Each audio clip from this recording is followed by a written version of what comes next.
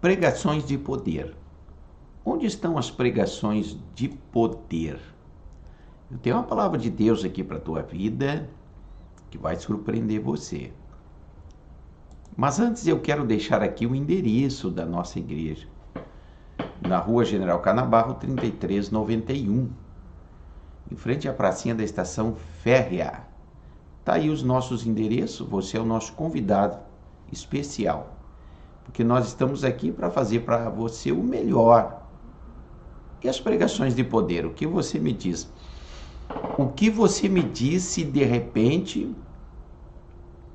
acontecesse aquilo que aconteceu em Atos dos Apóstolos, capítulo 5, do 1 até o versículo 11, o episódio de Ananias e Safira. Se acontecesse hoje, se alguém entrasse hoje em uma das igrejas e acontecesse aquilo, traria um processo enorme para o pastor, para a igreja em questão.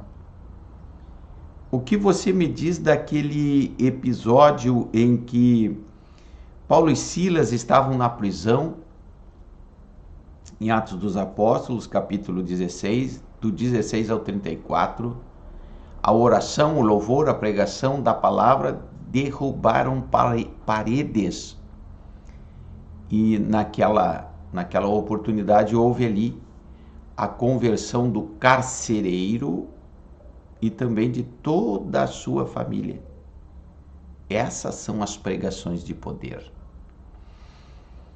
Pregação de poder, ela não está condicionada a uma boa oratória ou a um discurso morno ou a uma boa eloquência ou ainda a um entusiasta, a alguém que pregue de maneira bastante afoita e forte. Isso ajuda porque até prende a plateia.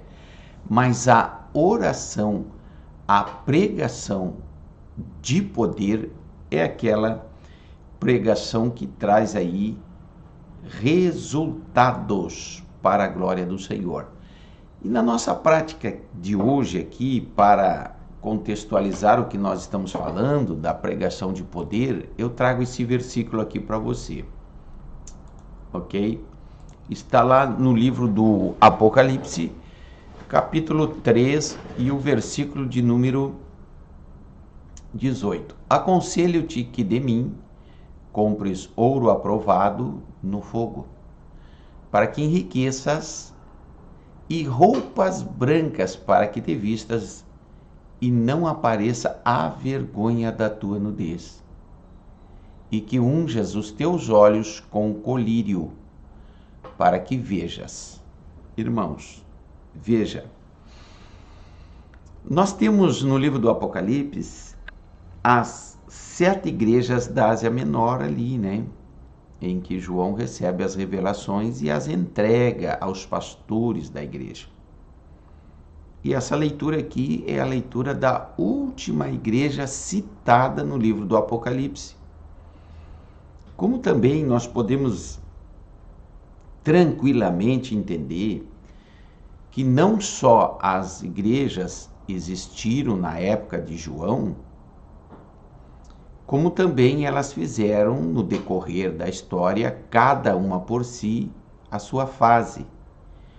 Como hoje nós encontramos também as características das 7 em nosso tempo. Mas o livro do Apocalipse registra que a Laodiceia seria a última fase da igreja de Jesus Cristo na terra. E no versículo 19, o Senhor Jesus diz: eu corrijo a quem eu amo.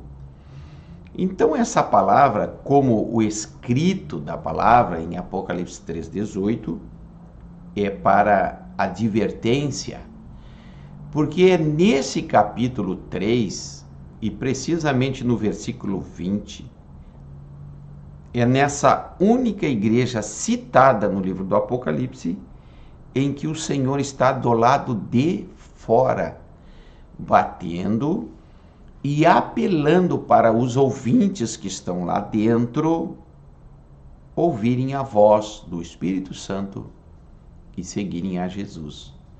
Numa igreja onde Jesus está do lado de fora.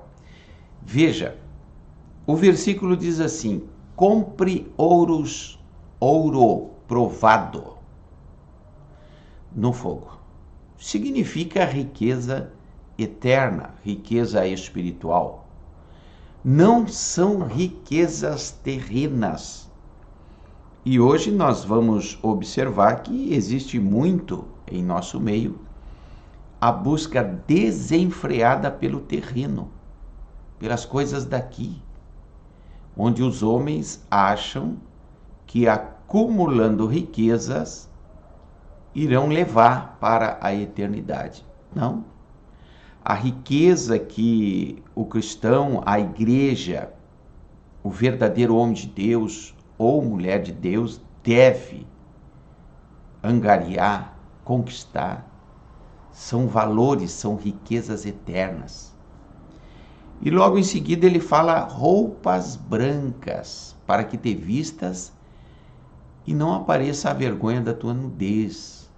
Roupas brancas é a tipologia da santidade. Porque olha só quanta coisa ruim tem acontecido em nosso meio, quantos escândalos gospel, quantos maus testemunhos estamos vivendo.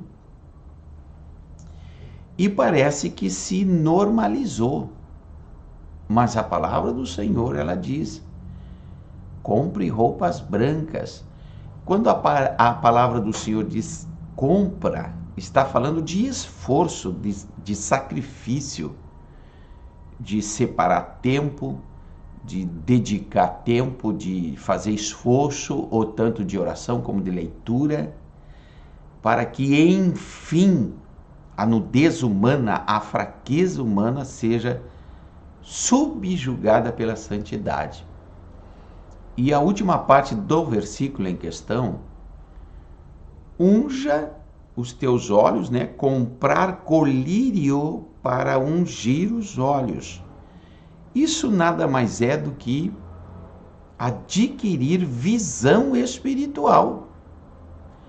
Porque, segundo o versículo da última igreja, na última fase da igreja sobre a terra, antes do próprio arrebatamento, nós vamos ver aí, em busca de riquezas terrenas, em busca da falta de santidade, não há busca da santidade, nós vamos ver desenfreadamente a busca das coisas da terra, do luxo, das casas, dos carros.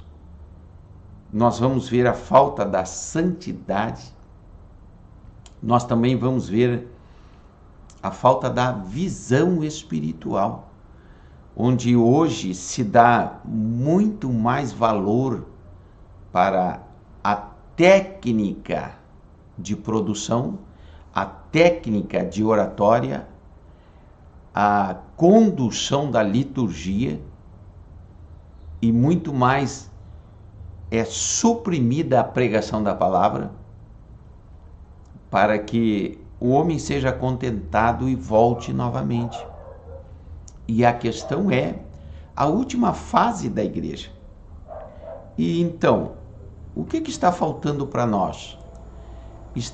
Está faltando aquilo que nós falamos, pregações de poder, pregações de confronto, pregações que irritam o ouvinte, pregações em que o ouvinte sai daquele culto, o cristão sai daquele culto com a certeza que precisa mudar, com a certeza que precisa abandonar algumas práticas e até mesmo renunciar a alguma coisa. Essas são as pregações de poder. Um dia Isaías disse: ai de mim. O apóstolo Paulo também disse: ai de mim se eu não vos pregar o evangelho. Um dia o apóstolo Paulo estava pregando lá para o procônsul, em Atos dos Apóstolos, capítulo 13, versículos 6 até o 12, e apareceu um encantador lá, um mágico. O apóstolo Paulo, extremamente indignado com aquela situação, repreendeu aquele demônio, repreendeu aquelas adivinhações, aquelas colocações que Elimas estava fazendo na intenção de atrair a atenção do procônsul por riqueza. E o apóstolo Paulo foi ali, repreendeu, aquele homem ficou mudo e seguiram em frente. Mas hoje, se orarmos para que haja uma intervenção em uma determinada situação, com prejuízo de alguém, mesmo que seja para lucro do reino, o que aconteceria? Será que tomaríamos algum processo? Queridos, aqui está uma pregação de poder. E antes eu quero indicar aí para você 3 leituras, tá bem? Seitas e Heresias, da CPAD, Raimundo Oliveira, tá? Também Seitas, Heresias do Nosso Tempo, e o terceiro livro aí, maravilhoso esse livro aí, Resposta para as Seitas. Leituras maravilhosas, onde eu tenho a certeza que Deus vai abençoar você, vai abençoar aí a sua família. E eu deixo aqui o endereço da nossa igreja, onde você pode sim fazer parte, estar conosco, em nome de Jesus. Deus abençoe você e também a sua família.